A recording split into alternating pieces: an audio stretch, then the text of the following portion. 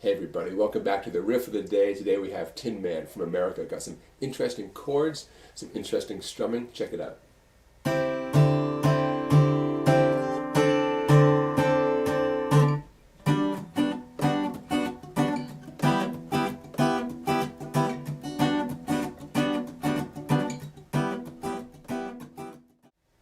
Tin Man starts off with two great chords and they show up later in the chorus.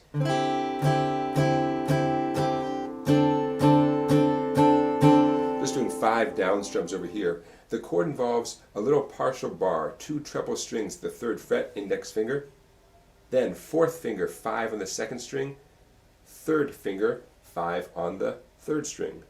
Now you are going to include the open D, the open 4th string.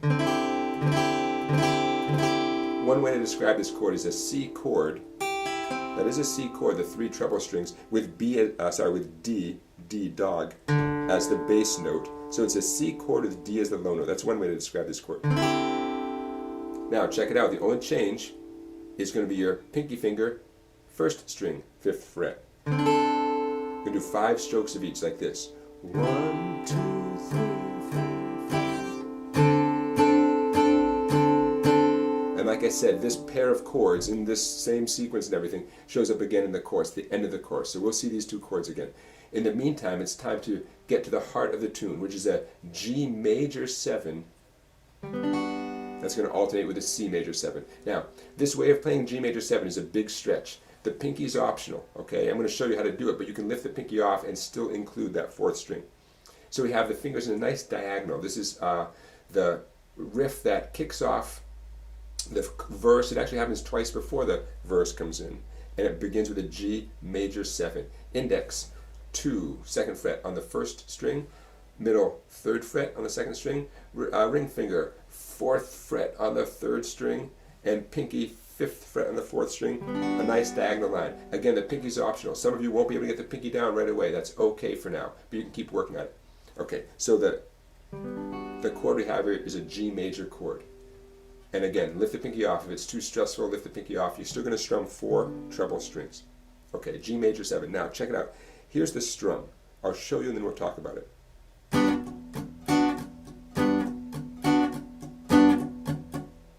Now here's what's important. This hand never stopped going down, up. I'm going to do it with a muted sound for a second. Down, up, down, up. I'm holding the pick very loosely. I'm keeping my arm and wrist nice and loose. It's so important. I barely have a grip on the pick at all. Very loose and light. Now, that's important to maintain, that down, up with no exceptions. Down, up, no exceptions. I am not, for once, doing any palm muting over here. It's just not necessary. The muting sound is going to come from relaxing my left hand.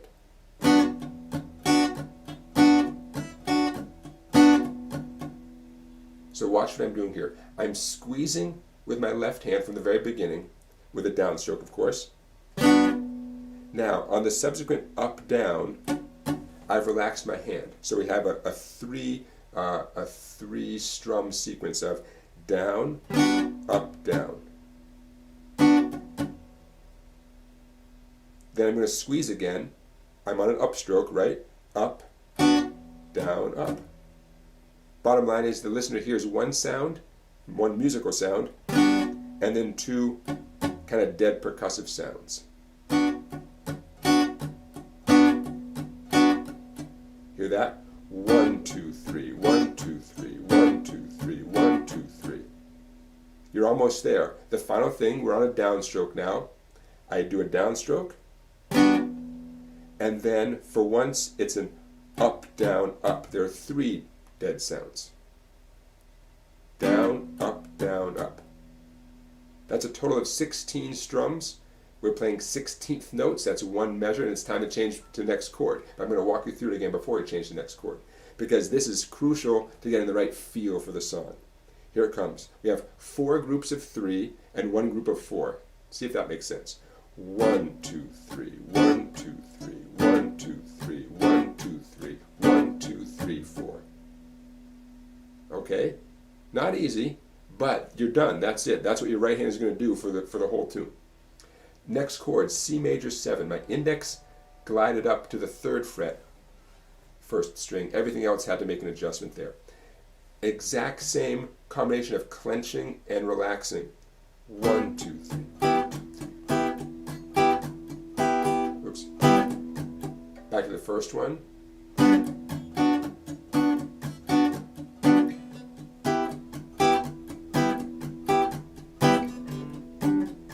Did you notice I changed chords during those final dead strokes? So important, so helpful. Up, down, up. And that's how you can get to the next chord in time without breaking stride over here. Now, this is not the easiest thing in the world, but go slowly. Your left hand has a little bit of a workout. These are probably unusual chords for you, but it's only 2. Hey, it could be worse, right? It's only these 2 chords. I'm sure you've strummed down and up before, but maybe never as repetitively as this, where you're strumming without any breaks, without any variation. It looks so easy when I isolate it, right? When you isolate it, it just seems like nothing. These 2 chords by themselves might not seem like the hardest thing. Of course, as you know, as a guitar player, it's integrating both of these skills.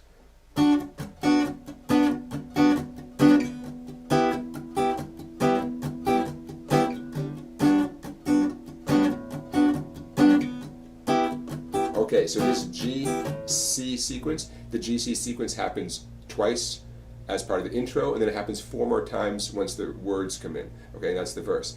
Now we are about to go to the chorus. As the verse ended, we are on this C major 7, and we're about to slide up the pointer finger to 7 for a different voicing of the C major 7 chord. Guess what? 7, 8, 9, 10. It's the same nice diagonal grip that you used on G major 7 down here. This is right on Oz never did give. Oz never did give nothing to the poor man.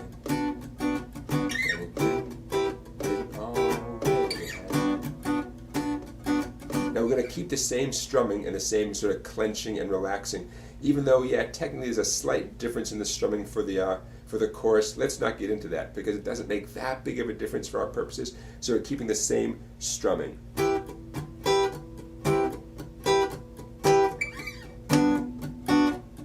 You notice how I slid up?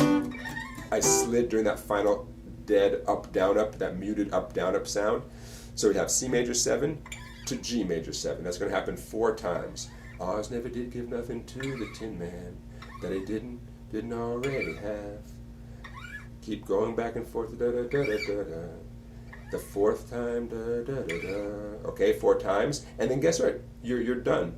The chorus finishes up with the same chords as the intro. That 5 strum, remember that? That's all. C major 7 to G major 7 4 times. That G major 7 is going to turn into that chord from the intro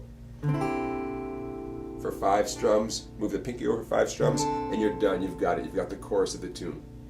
All right, not easy. I understand. I know, but America is such a great band. They have so many great tunes. I wanted to throw one at you. Hey everybody, thank you for watching. Don't forget, check out my website down there, songbike.com, song-bike.com. You can see a ton of videos there that I have not posted on YouTube. You can become a member for $10, and I hope you enjoy it. Don't forget to give this video a thumbs up. Don't forget to subscribe to my YouTube channel. I love it when I see new subscribers come in. It means a lot to me. And that does it for our riff of the day. We have another riff of the day coming to you tomorrow. Don't forget this whole collection I've done you can find on a playlist on my YouTube channel entitled 365 Riffs for Beginning Guitar. Hundreds and hundreds of videos just like this one going back to January 1st, 2017. Hundreds of them, right? One every day. So check them out, and I hope you enjoy them. Okay, everybody, thank you for watching, and I'll see you tomorrow.